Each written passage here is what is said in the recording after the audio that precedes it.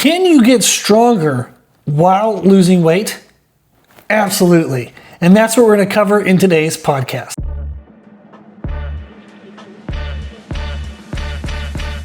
So welcome to the C3 Method Podcast. I'm your host, Robert Polenic. And in today's podcast, what I want to discuss is what advice I would give to a client in order to maintain, if not actually get stronger during a weight cut.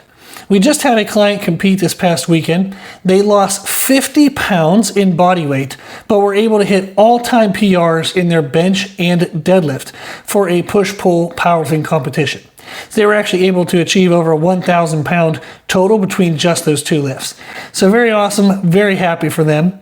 And I wanted to share some of the advice that I gave them, but also an overview of the advice that I would give to anyone if they have this goal of trying to maintain, if not actually get stronger, so maintain strength, if not get stronger, while losing weight. The first area that I would encourage you to focus on is sleep.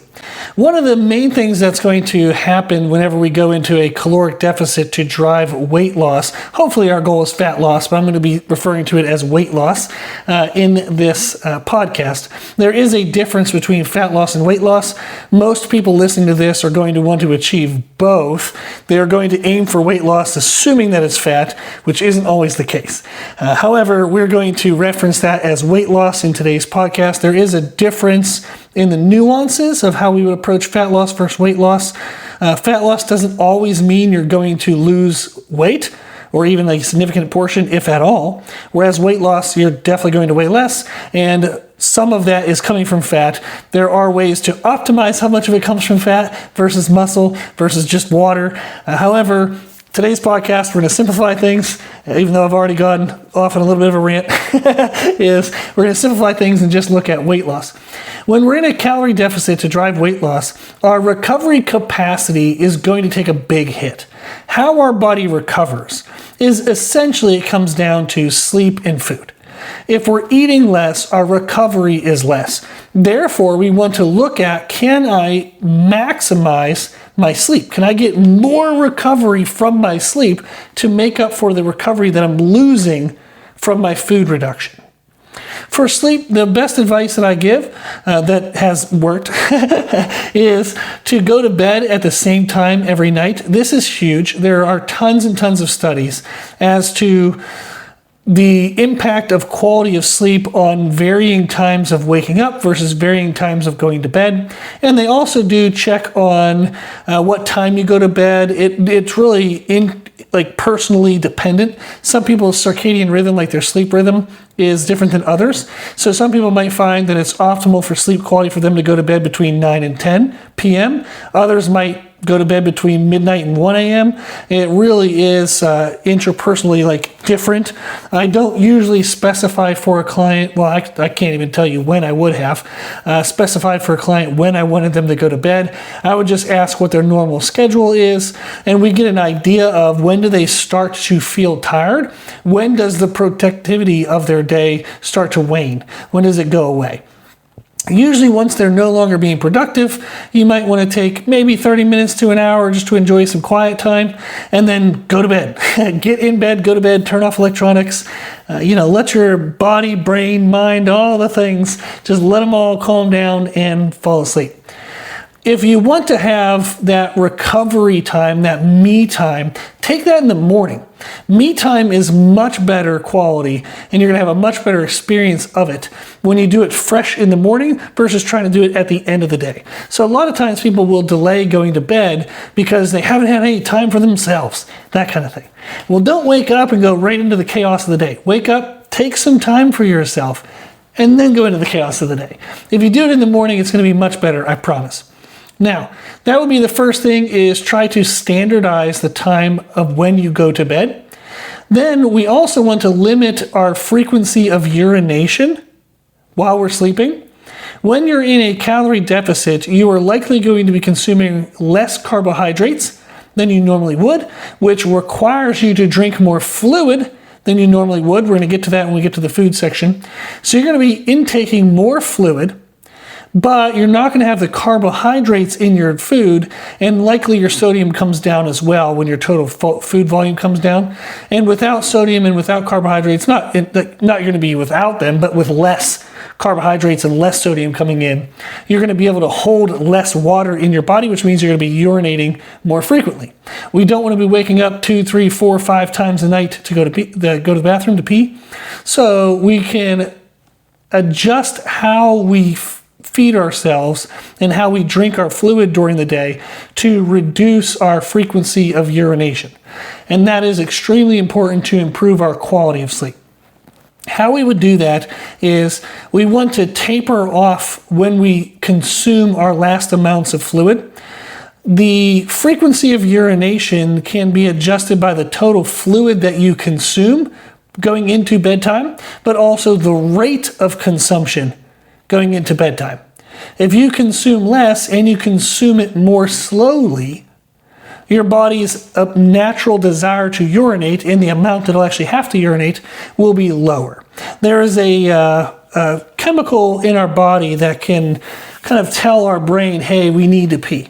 And if you consume a slower rate of consumption of fluid, that signal to pee is lessened and dampened more over time, so therefore you don't have to pee as much. So that's really helpful. So I would consume less towards the end of the day and consume it slower. And then also we want to have more sodium and carbohydrates in our last meal of the day. In this podcast, I'm going to be giving you some recommendations for how to distribute your macronutrients during your daily meals. So we'll get into that in more detail later on. However, it's good to know right now, when we're talking about sleep quality, is the last meal of our day can contain more sodium and carbohydrates than other meals of the day. That helps us in a couple ways. Number one, it can reduce urination because it helps to quote unquote soak in the fluid that we do drink in the evening and help it store in our muscles rather than being urinated out. And then also we can load our glycogen, our energy storage leading into the morning, which leads into another recommendation I have, which is that we train early in the day. So you're going to notice already, there's a ton of layers of these recommendations to where if we do one thing in one area, it improves 2 or 3 things in 2 or 3 other areas. That is extremely important, very helpful, that everything we do has multiple purposes, multiple benefits. We're getting the best bang for our buck in regards to our overall efforts. So when we think of sleep quality, we know that going to bed at a consistent time every night is very helpful. Controlling our urination is very helpful. But then also there's supplements. 2 supplements that have we've seen great results with clients is melatonin and magnesium. Melatonin, usually around 3 milligrams, 30 to 60 minutes before bed. That's helpful to just kind of make the body feel a little bit sleepy. If you're already going to bed when your circadian rhythm starts to taper into like a sleepiness state, the melatonin kind of helps just nudge that along. And magnesium helps as well. Magnesium usually around 400 milligrams, but that varies per client. We just aim around 400 milligrams, see how they feel, adjust it if we need to. Same thing with melatonin, is 3 milligrams, then adjust as we need to. But those are 3 takeaway. There's more, but that's 3 we can use for sleep. That'll improve our sleep quality. And again, if we improve our sleep quality, we improve our recovery capacity contributable to sleep. Therefore, if we're getting less recovery capacity from our food being reduced, we know that we can mitigate that or actually make up for some of that by focusing on sleep. All right, so that's a big one right there. The next one we have is hydration. When we're consuming less food, it's important that we make up for the reduction in fluid that would have come from that food. When you can eat less, you're going to be more dehydrated. Because the food that we eat depends on, obviously, the food source. Like if you're eating graham crackers, it's not a very moist food. So you're not going to get a lot of fluid from that. But the food that we eat during the day has various amounts of fluid. If I'm consuming overall less food, I'm therefore consuming overall less fluid. It's extremely important then that we consume more fluid to make up for that. And this is extremely important for many things. It helps with mobility and the way in which our muscles can move. And that's extremely important because if you're still weight training while dieting, because your goal here is to get stronger while dieting, so you're still going to be weight training, we want our muscles to be pliable. We want them to go through full ranges of motion. We don't want our fascia and other tissues to be stuck to each other or just not moving, sliding, and gliding as well as they should.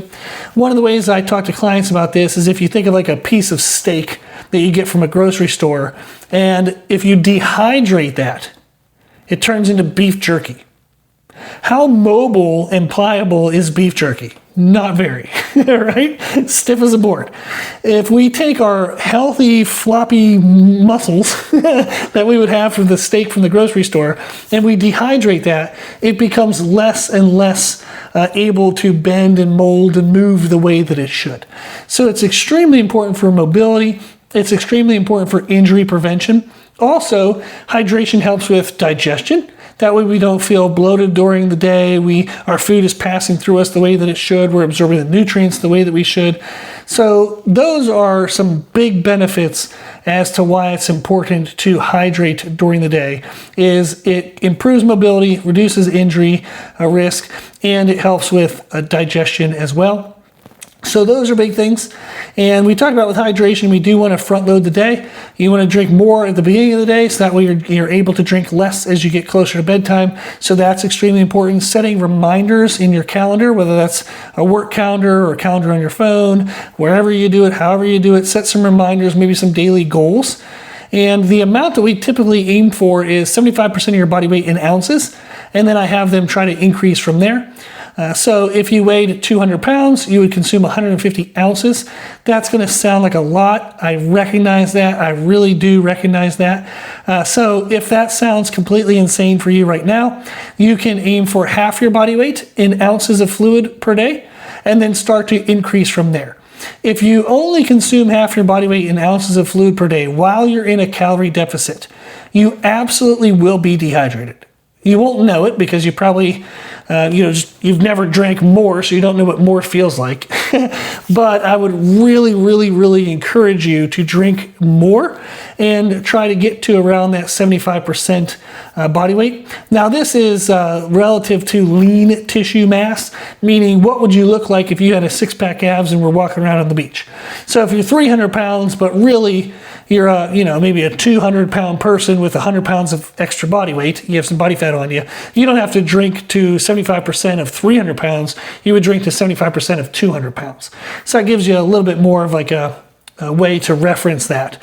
So for myself, if I weigh 250 pounds, but I think I would actually look better at 200 pounds, I would use 200 pounds as my reference. That would be the goal. So that gives us the why of hydration. It gives us the how much, and then we talked about the structure is aiming for more of it at the beginning of the day, less of it towards the end of the day. You can start with an even distribution because, again, most people aren't even doing an even distribution, so that would be a great place to start. Is, okay, in the first 5 to 6 hours of the day, can I have a third of the total fluid goal that I have for my day?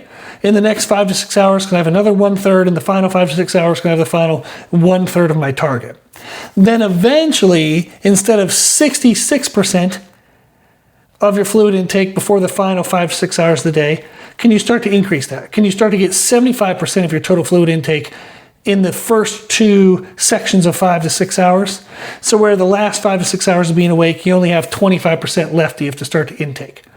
This starts to get a little chaotic, and I know there's a lot of numbers and percentages I'm throwing out there, but I like giving everything in the podcast, and then you can do as much of it as you can comprehend and put into action. But I don't want to be your limiter. I'd rather give you all the information, and you can do with it as best as you can. But that would be the way in which we would structure hydration. So we talked so far that sleep is super important for improving recovery capacity, considering our recovery capacity can be lessened by lessening food. And then hydration is extremely important, as we said, for mobility, muscle health, injury prevention, digestion, all the good stuff. Now, when we look at training, what I consider for training is like one advice that as best as you can possibly manage it is to train in the morning. I understand that people have schedule limitations. Totally understand. If you can't do it, you can't do it. If there's any possible freaking way that you can do it, do it. Move whatever the hell you have to move around. Buy a home gym. Do whatever you have to do to get your training at the beginning of the day. You will perform better. You'll have a better mental focus. You'll have better overall performance in physicality. Because if we're able to end the day with our highest meal of sodium and carbohydrates, you're going to wake up with more full glycogen storage and just a fresher brain, in the sense that you're not going to have mental fatigue as if you're training later in the day. You're not going to be able to focus as much. There's pain tolerance can even be less later in the day if you're on a diet. There's a whole lot of things. Your motivation to work out goes to crap by the end of the day because your body's in conservation mode, not willing to put out any energy because it's already tired. There's a whole lot of things, mentally, emotionally, physically, whatever, that get worse if you try to train later in the day. So train as early in the day as you possibly can. If you can't train in the morning before work, train midday, do whatever you gotta do. Get it as early in the day as you possibly can. So train as early in the day as you possibly can. And then if we're looking at strength training, one of the things we want to consider is how we get stronger. Is our tissues get physically stronger. So there's physical development of strength. But then there's technical development. How well can you display your strength? How proficient is your technique? And then we have any mental limitations. So maybe you're physically capable of it and your technique is good, but when you get under a certain weight, maybe you're a really big bench presser and you're getting under 315, and when you see 315 on the bar in America, that's 3 45-pound plates on the side, that starts to intimidate you a little bit, and instead of having a nice slow eccentric and pause in your chest, you panic and just kind of bounce it off your chest. It has nothing to do with anything except for it just looks intimidating on the bar, so you freak out. So that's one of the limitations. So we have 3 components that we can look at for strength. There's the physical development, which when we're in a calorie deficit, we're going to be very limited to what we can develop in the physical component in regards to building new tissues. However, we have full control over the technical and control over the mental aspects as well. So for technical proficiency, this is your absolute biggest leverage. This is the biggest thing that you can control when you're in a calorie deficit. So I highly recommend that you get a coach. I know that I'm a coach. It's going to sound like I'm selling coaching services. If it's not a coach like myself, just get someone to look at your lifts. Videotape your lifts. Have someone better than you in the sport watch your lifts and give you advice. I promise you, this will be the biggest component that you have control over that'll make the biggest impact on your performance. Everyone can get technically more proficient. I have world record holder powerlifters as clients, and I still analyze their technique and we refine things constantly. Their body's always changing, their strengths and weaknesses are always changing. We're always pushing to new levels of development. Our technique is always being changed, refined. It's always our main focus. Again, elite level powerlifters, national record holders, world record holders, and we still analyze technique. They send me videos all the time. Facebook Messenger, WhatsApp, Instagram, everywhere. They load them up onto Google Drive and I'll watch them there and send feedback. It is absolutely the most important component that you have full control over. So get someone to watch your videos, get them to give you feedback. I promise you that'll make the biggest impact. Then what we also want to do in our training is to do non-damaging CNS overloads. What in the heck is that? So we want to do techniques that put heavy weight on our body and force our CNS, our nervous system, to go, holy freaking crap, that is incredibly heavy. I need to adjust myself so when they put me under that load again, it doesn't shock me, it doesn't freak me out, it doesn't feel as heavy as it did the first time. We can do that with non-damaging techniques, meaning we're not causing connective tissue stress, we're not causing muscle tissue stress as much as possible. And that would be like a bench press lockout hold. You just have somebody help you unrack 110% of your 1 rep max. You just squeeze the hell out of your back, push through your legs, get a good arch, good body position, and you hold that bar there for 10 seconds, and then you re-rack it. So a bench press lockout hold, and we usually do them for 10 seconds. And that's over our 1 rep max. You can also do a squat walkout hold where you unrack the bar, you take your step out like you normally would, but instead of squatting it, you just stand there for 10 seconds, brace into the weight, going, holy crap, this is miserable, this is so heavy. Then you walk it back in and rack it. Those are not going to cause really any damage to muscle tissue, connective tissue that's going to tap into our recovery capacity at all. But they're great, great, great ways to get you emotionally, mentally ready for heavy weights. And it kind of gets your nervous system up and ready. So the second week you do that, the third week you do that, the fourth week you do that, it just feels lighter and lighter and lighter, even though the weight's actually the same. Or in many cases, we actually progress the weight as we go week by week. So those are super beneficial.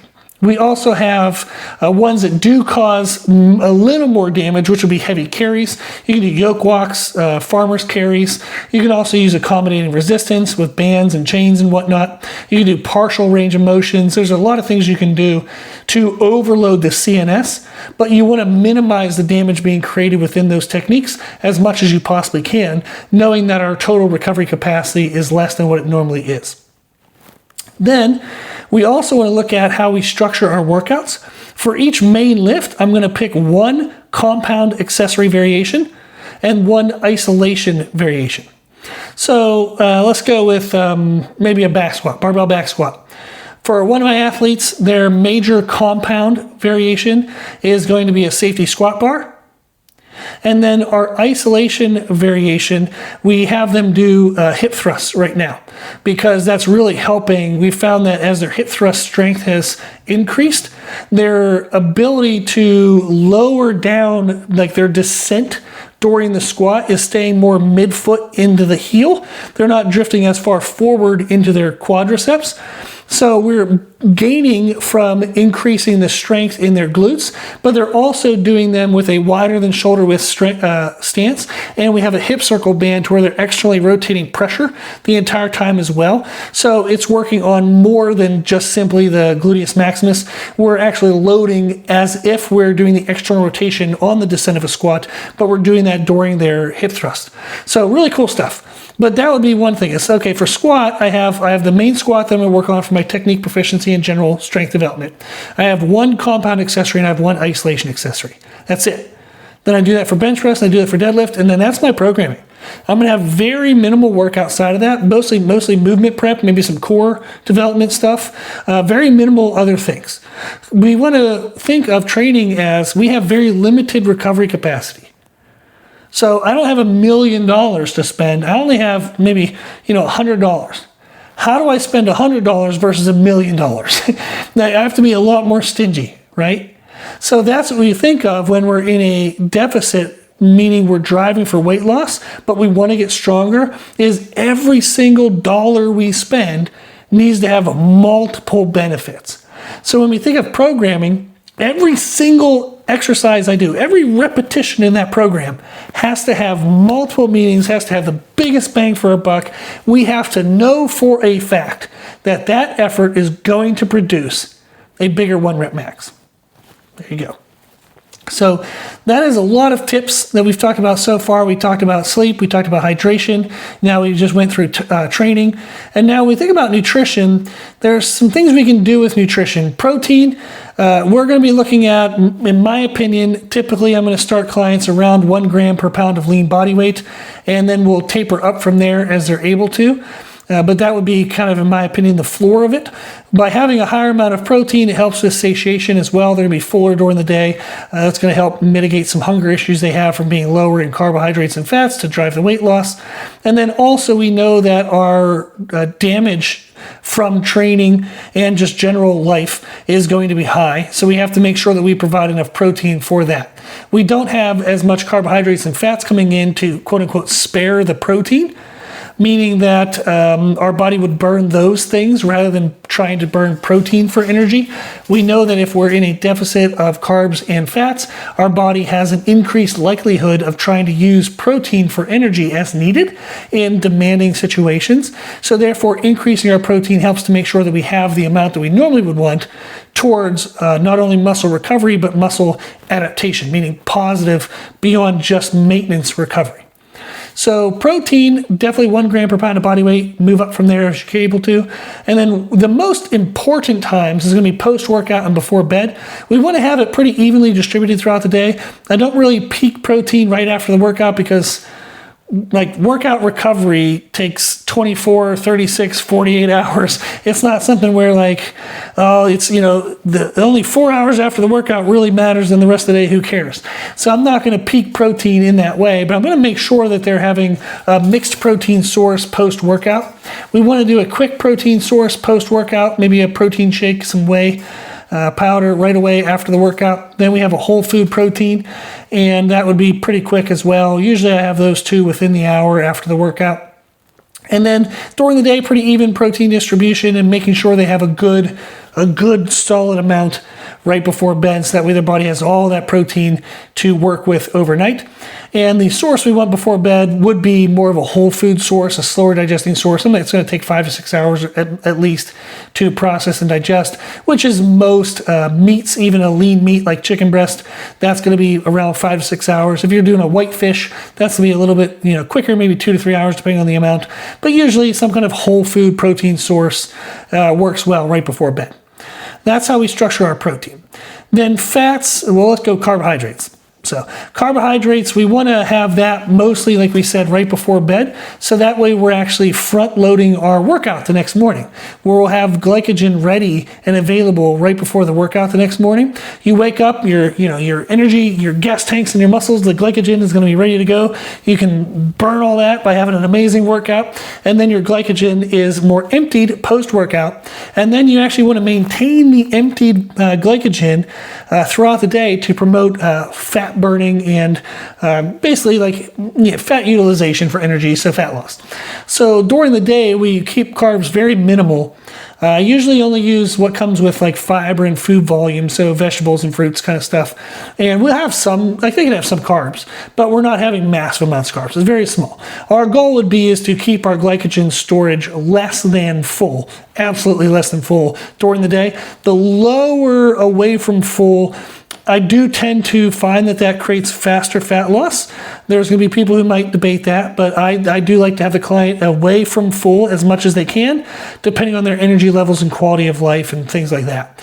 So we take advantage of being emptied out or closer to emptied out post-workout and try to maintain a nice low glycogen level during the day. And then again, we load right before bed with sodium, carbohydrates, and then just wake up in the morning and feel ready to go. Then fats, that's going to be kind of the inverse of carbohydrates. We start the fats during the day, and then we taper them off right before bed. So that way that last meal, if we're going to ramp up the calories from carbohydrates, we have to take the calories away from something else, and that's going to be fats, since we also still want proteins before bed as well. So fats are kind of more moderate, or like relative to themselves throughout the day. They're going to be higher during the day and lower at night, whereas carbohydrates are lower during the day and higher at night, and then protein is a nice even distribution. Okay, I think I got through everything. This is the fun of doing a podcast where you don't take any notes and then you're trying to remember if you remembered everything. That was the overwhelming majority of what everybody's going to need. Is we talked about sleep, hydration, training structure with a bunch of techniques, and then how we kind of structure our macronutrients as well. Tons of fun stuff, and as I said, I have tons of clients' examples where they've been able to get stronger while losing weight, with the most recent example being a client who lost 50 pounds, still PR bench and deadlift, and got over 1,000-pound PR in a push-pull power to meet. Really cool stuff. If you want to learn more about how to structure nutrition like this, we do have our C3 Method Nutrition Coaching Certification. If you would like to learn more about that, so you can become a nutrition coach using our methods and structures, just reach out on our website, www.c3method.com. The 3 is spelled out T-H-R-E-E, so C-T-H-R-E-E method.com. And then if you'd like to be a client of mine as well, you can sign up for that and request a consultation on our website as well. And that way we can meet, talk about your goals, and we can personalize all these crazy nuances of what would be needed for you, and that way you can crush your goals and have a happy and healthy life. Cool. Well, thank you for listening. Thank you for watching. I hope you can take all this and run with it and have fun with it. If you need anything, let me know in the comment sections. Reach out on the website. I appreciate you very much. I hope you get everything and anything you needed from the podcast. Let me know. Okay. Thank you very much.